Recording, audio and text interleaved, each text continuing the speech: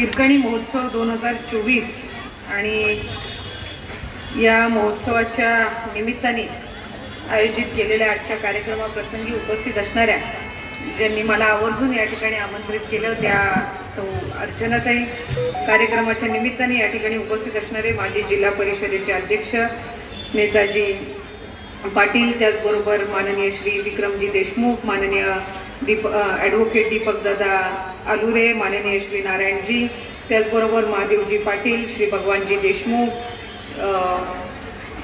श्री अंकुशजी, उपस्थित असणारे सर्वच व्यासपीठावरील माझ्या समवेत उपस्थित असणारी युवतींची राष्ट्रवादी युवतींची विभागीय अध्यक्ष अंकिता, समोर उपस्थित असणारे पत्रकार, सर्व जमलेल्या बंधू आणि भगिनींनो, मी सर्वप्रथम तर माननीय आमदार राणादादांचे आणि अर्चनाताईंचे मनापासूनचे आभार मानते की त्यांनी या हिरकणी महोत्सवासाठी मला आमंत्रित केलं।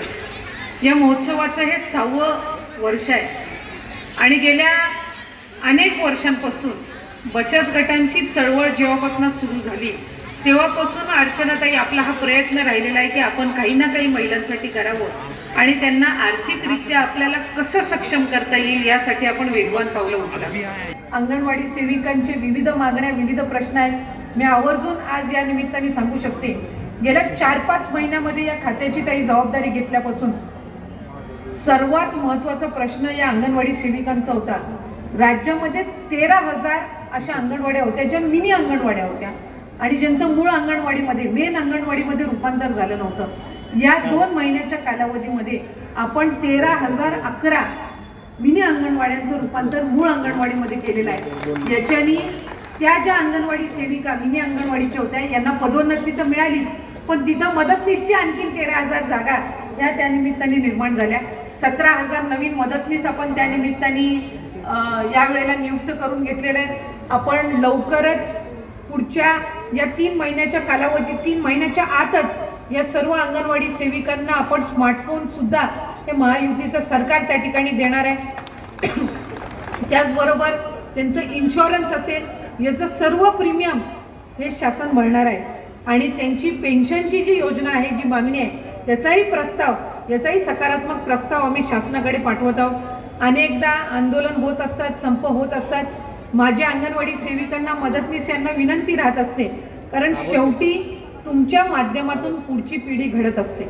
आज राज्यामध्ये जवळपास 70 लाखपेक्षा अधिक बालकांना आणि गरोदर मातांना प्रत्यक्ष आणि अप्रत्यक्षपणे अंगणवाडीच्या माध्यमातून पोषण आहार दिला जात असतो, सुविधा दिल्या जात असतात आणि म्हणून आज आपल्याला ती सुविधा कार्यरत ठेवणं हे निश्चितपणाने गरजेचं आहे आणि म्हणून तुमच्या सगळ्या मागण्यांबद्दल शासन सकारात्मक आहे।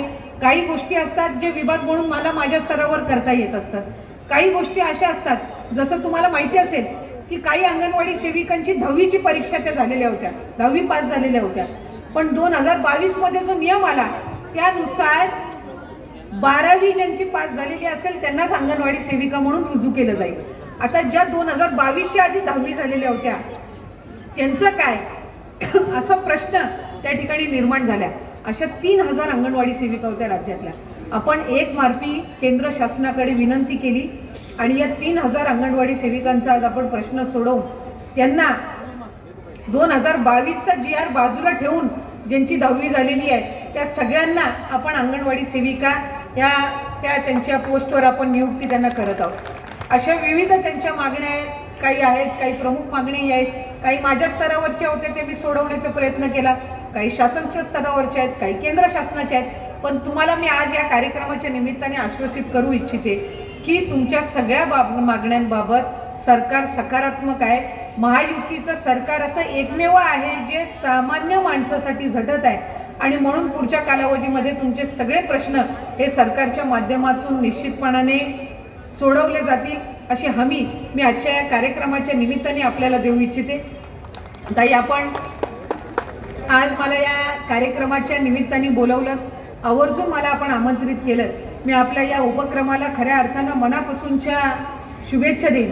अशाच महत्त्वाच्या माहितीसाठी, बातम्यासाठी आमचे YouTube चॅनल सबस्क्राइब करा व घंटेच्या बटनावर दाबून ऑल नोटिफिकेशन सेट करा। धन्यवाद।